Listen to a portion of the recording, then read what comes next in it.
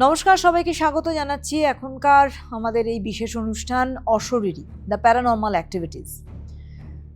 আজকে একটু এই বিষয় সংক্রান্ত কিছু বইয়ের কথা বলব, যেগুলি লেখা হয়েছিল বিখ্যাত সমস্ত এই প্যারানর্মাল গবেষকরা, যারা প্যারানর্মাল অ্যাক্টিভিটিসের উপর কাজ করেছিলেন, তাদের লেখা কিছু বই। কিছু ফিকশন আছে, কিছু নন ফিকশন রয়েছে অবশ্যই।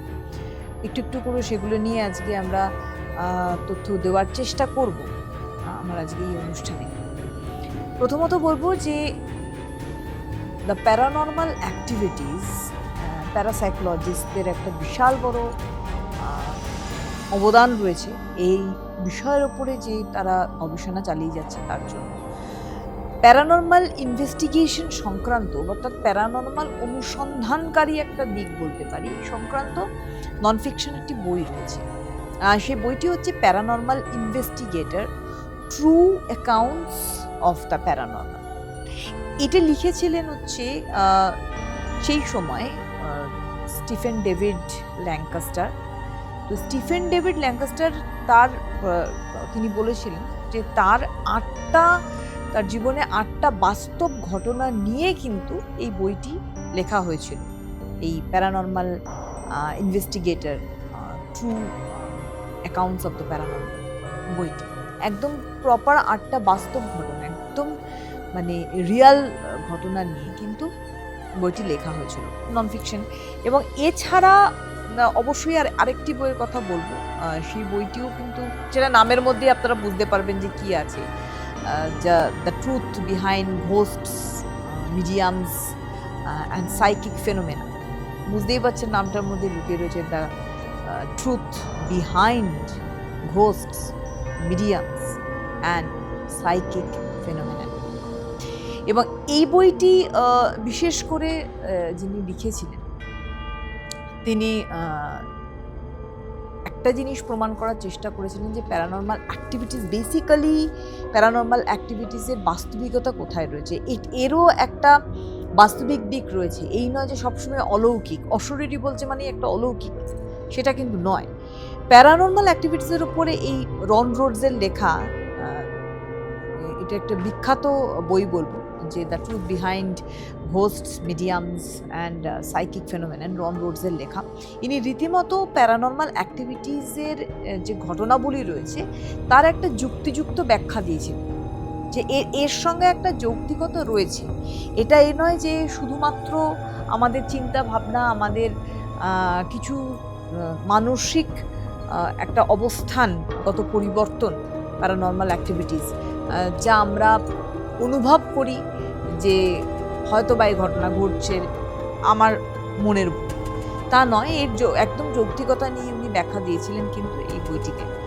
এবং এই যে প্রত্যেকটি বই, সেখানে যে বাস্তব ঘটনা, প্যারানর্মাল অ্যাক্টিভিটিসের ঘটনা, এবং সেখানে আমরা দেখেছি যে অনেকেই এই অনুভূতির কথা বলেছেন যে কোনো কোনো ক্ষেত্রে তিনি বা তারা একা থাকাকালীন কারোর না কারোর উপস্থিতি অনুভব তারা করতে পেরেছেন।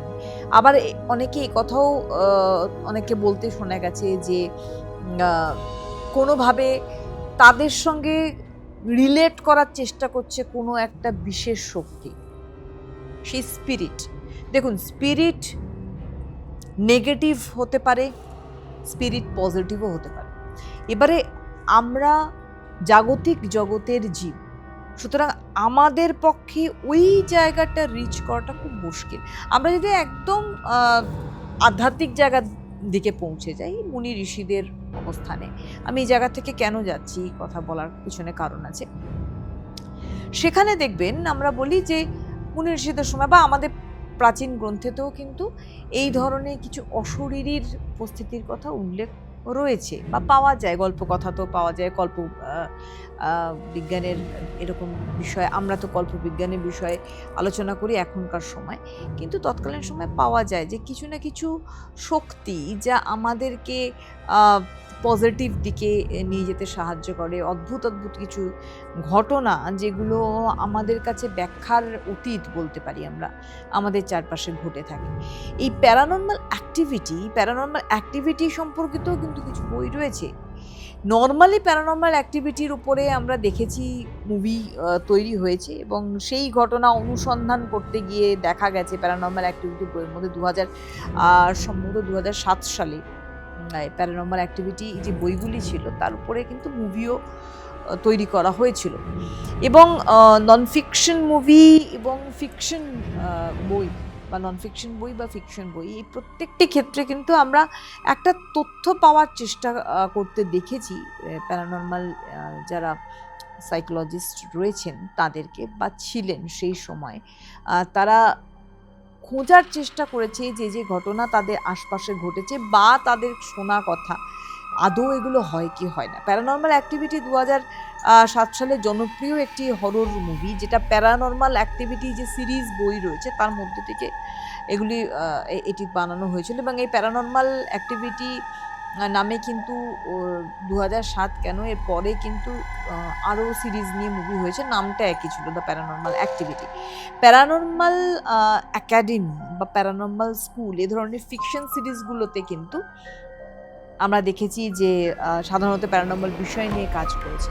এটা কিন্তু বাস্তবিক প্যারানর্মাল একাডেমি, প্যারানর্মাল স্কুল, যেখানে এই ধরনের প্যারানর্মাল অ্যাক্টিভিটিস নিয়ে কাজকর্ম করা হয়, যে কি এই প্যারানর্মাল অ্যাক্টিভিটিস, এবং সেখানে স্টুডেন্টস যেমন রয়েছে, টিচার্স আছে, গবেষকরা রয়েছে, যারা প্যারানর্মাল সাইকোলজিস্ট রয়েছেন, তারা পর্যন্ত কিন্তু স্টুডেন্টসদেরকে এটার উপরে অবগত করছেন বা সেক্ষেত্রে স্টুডেন্টসরাও জানার চেষ্টা করছে বা এটার উপর যারা কাজ করছে, আগামী দিনে যারা প্যারানর্মাল অ্যাক্টিভিটিসের উপর কাজ করবেন, প্যারানর্মাল সাইকোলজিস্ট হবেন, তারা কিন্তু রীতিমতো এটা নিয়ে পড়াশোনা করছে। ইয়েস, এটা নিয়ে পড়াশুনো করতে হচ্ছে, অনেকেই পড়ছেন, অনেক প্রাসঙ্গিক বই রয়েছে এই প্যারানর্মাল অ্যাক্টিভিটিসের উপরে।